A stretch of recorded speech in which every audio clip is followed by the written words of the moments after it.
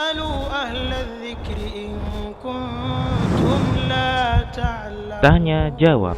Jawab secara ilmiah.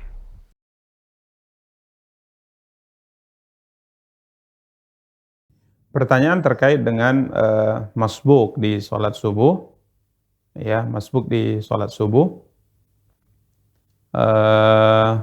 Tatkala tertinggal di rakaat, kemudian tentunya jika seandainya sudah ikut dengan imam kunut subuh, yang bagi kita mungkin masih rakaat yang pertama, ya, sedangkan imam posisinya atau keadaannya di rakaat yang kedua, imam sudah kunut dan kita ikut kunut subuh. Apakah kemudian tatkala kita menyempurnakan salat di rakaat berikutnya, yang bagi kita adalah rakaat terakhir, rakaat kedua, kita dianjurkan untuk kunut lagi atau tidak? Tentunya untuk menjawab pertanyaan ini kita kembali ke pembahasan tentang kunut subuh, ya, di pembahasan yang dibahas oleh para ulama rahimahumullah ta'ala. Ya, sebagaimana dimaklumi bahwa kunut subuh ini merupakan suatu amalan yang diperselisihkan oleh para ulama-ulama fikih kita.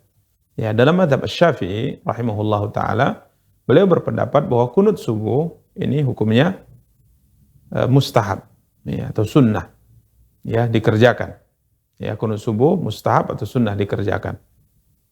Ya, ini pendapat al-Imam Asy-Syafi'i rahimahullah taala, dan ini adalah pendapat yang ya sahih dari mazhab Asy-Syafi'i rahimahullahu taala. Namun di sana ada pendapat yang lain dari ulama-ulama yang lain, seperti dalam pendapat Imam Ahmad bin Hanbal rahimahullahu taala, di mana sebagian ulama berpendapat bahwa kunut subuh tidak disyariatkan. Ya, kunut subuh tidak disyariatkan. Kenapa terjadi perbedaan di kalangan para ulama rahimahullah taala tentang kunut subuh ini? Ya, karena perbedaan tentang menghukumi riwayat yang sampai, ya, kepada kita, ya, dari hadis Anas bin Malik radhiyallahu taala, di mana dalam hadis tersebut diceritakan bahwa Nabi kita yang mulia sallallahu alaihi wasallam senantiasa mengerjakan kunut subuh sampai beliau meninggal.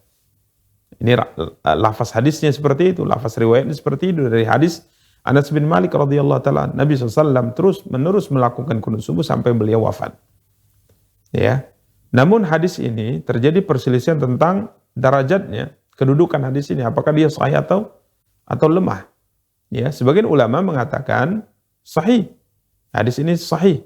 Ya, sah dari Nabi kita yang mulia sallallahu alaihi wasallam, sehingga mereka menjadikan hadis ini sebagai dasar bahwa kunut subuh itu dianjurkan.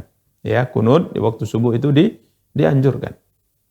Sedangkan ulama yang lain berpendapat bahwa hadis ini lemah.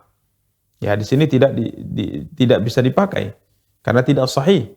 Ya, sehingga mereka berpendapat bahwa kunut subuh, ya, bahwa kunut subuh merupakan perkara yang tidak disyariatkan karena dasar hadisnya, ya, walaupun ada riwayatnya tapi riwayatnya lemah.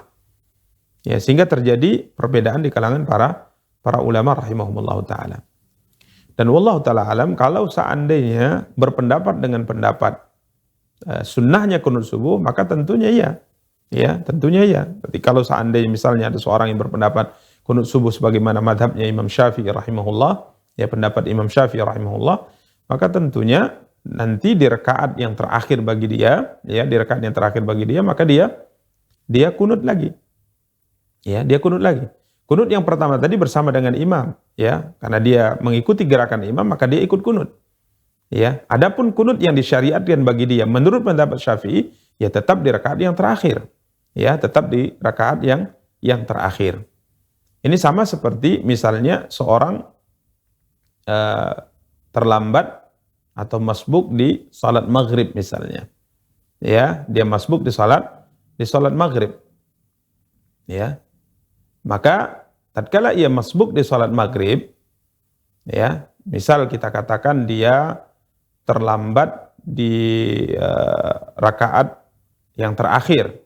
Jadi imam itu sudah di rakaat yang terakhir, ya, di rakaat yang terakhir. Maka tentunya tatkala dia ikut imam, maka posisi imam sedang tasyahud. Ya, posisi imam sedang tasyahud, maka dia ikut tasyahud. Di rakaat pertama dia bisa ikut imam, maka dia tasyahud.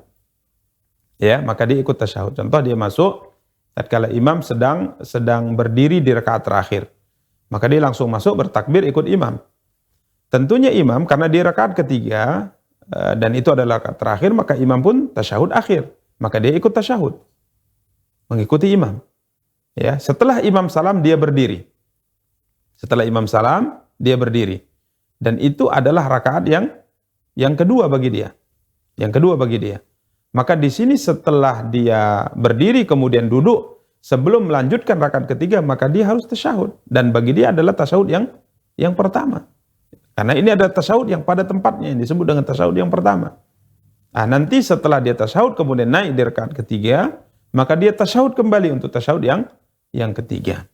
Ya, jadi wallahu ta'ala alam, jika seandainya berpendapat dengan pendapat al-Imam Syafi'i rahimahullah yang berpendapat bahwa kunut subuh mustahab, tentunya di rakaat yang pertama bagi imam itu adalah rakaat yang kedua, maka dia ikut kunut karena dia mengikut imam. Namun nanti di rakaat yang kedua dan itu rakaat terakhir bagi dia, maka dia kunut kembali. Ini kalau merujuk kepada pendapat al-Imam Syafi'i rahimahullah. Namun jika seandainya berpendapat ya kunut ini tidak disyariatkan, tentunya tidak perlu kunut. Dan ini pendapat yang disebutkan dari beberapa ulama, di antaranya Imam Ahmad bin Hanbal rahimahullahu ta'ala. Wallahu ta'ala alam.